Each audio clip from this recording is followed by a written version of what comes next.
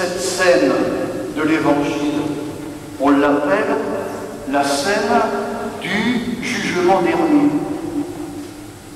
Elle est très connue, pas seulement chez les chrétiens.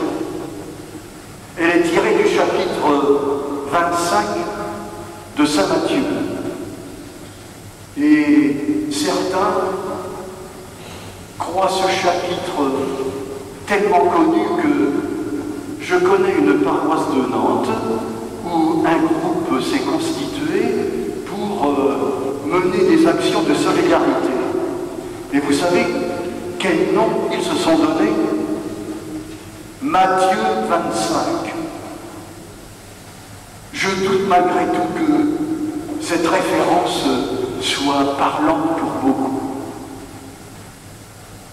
En tout cas, c'est vrai que lorsque on a affaire à un texte connu, le danger existe que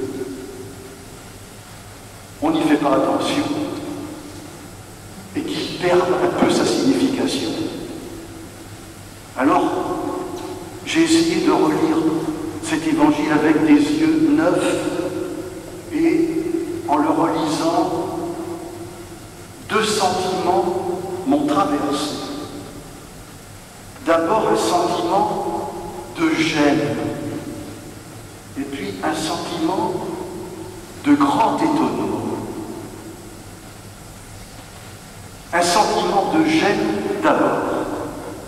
Le malaise m'a saisi dès le début du texte quand j'ai vu que ce Christ qui avait l'humanité devant lui procédait à un triage. Il sépare les hommes les uns des autres. Et ça me gêne. Je fais partie d'une génération, comme peut-être un certain nombre d'entre vous, qui a été éduquée dans son enfance dans une certaine crainte d'un Dieu sévère, qui surveille, qui punit, bref, un Dieu gendarme. Et j'avais l'impression de me retrouver devant ce Dieu-là. Alors que, heureusement, avec le concile, un grand vent d'air frais a traversé l'Église et nous avons retrouvé ce Dieu de l'Évangile, ce Dieu de la parabole du Fils prodigue, qui ouvre ses bras, ce Dieu du prophète Isaïe, qui court chercher toutes les brebis perdues et égarées, ce Dieu qui, sans arrêt, sans cesse, relance, donne un élan, redonne une chance. Et puis, ce Dieu qui sépare. Comment comprenez-vous ça? J'ai essayé de comprendre. Après réflexion m'est venue cette idée que le jugement, cette importance du jugement, veut d'abord manifester que pour Dieu, la grandeur de l'homme, c'est qu'il est responsable de ses actes. On ne juge pas un nourrisson, un petit. L'homme est responsable de ses actes.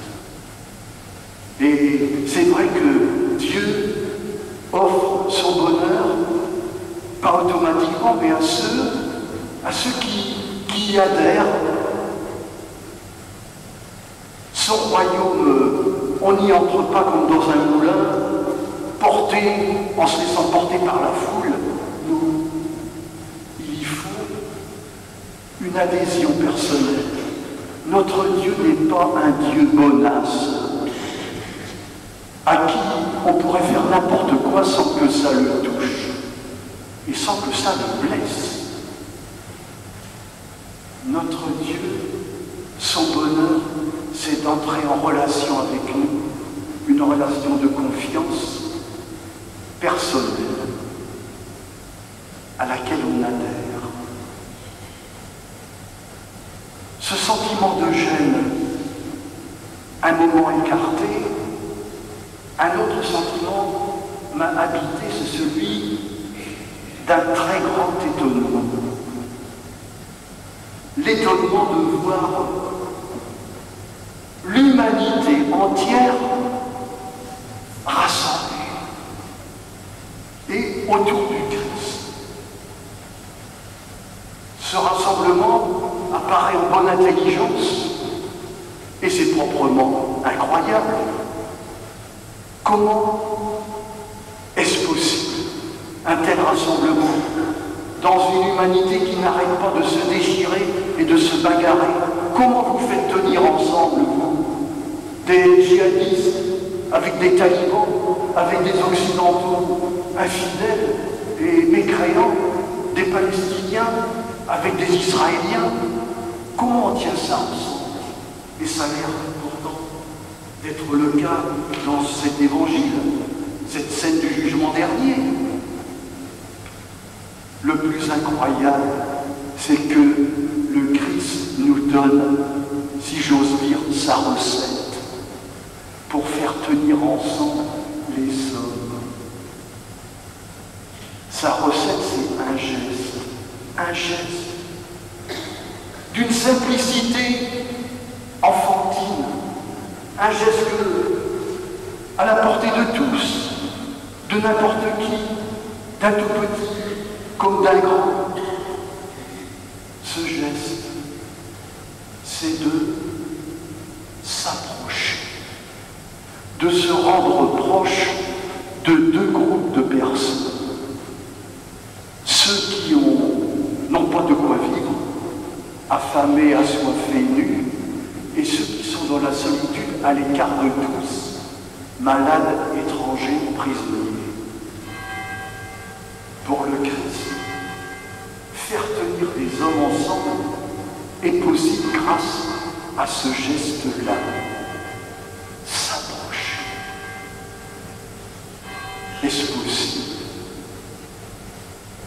Ce geste est simple, mais il n'est peut-être pas si facile à faire et à vivre. En tout cas, l'Église, pour le vivre, nous invite à nous appuyer sur les autres pour pouvoir le faire. Et elle nous invite aussi à le répéter pour qu'il entre peu à peu en nous. Fais paraître ton jour, avons-nous chanté tout à l'heure. Quel est ce jour?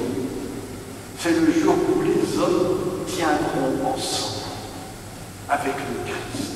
Et chaque semaine, à cette Eucharistie, nous venons chercher la force de Jésus pour vivre ce geste de s'approcher. Et chaque semaine, nous nous réunissons. Mais n'est-ce pas une manière de proclamer devant le monde que oui, c'est possible de se rassembler, même lorsque nous sommes différents. Puissions-nous, à travers cette Eucharistie, retrouver